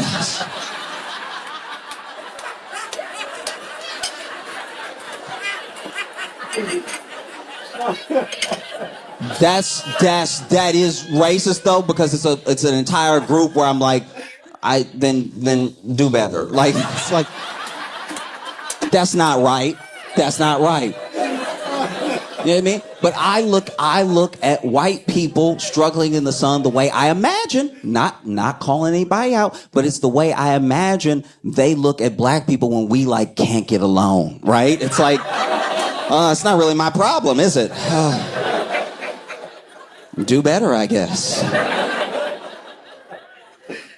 You know? No, it's tough, because it's like, I don't know, I'm liberal, but I'm not like liberal. Like, still working some stuff out, you know?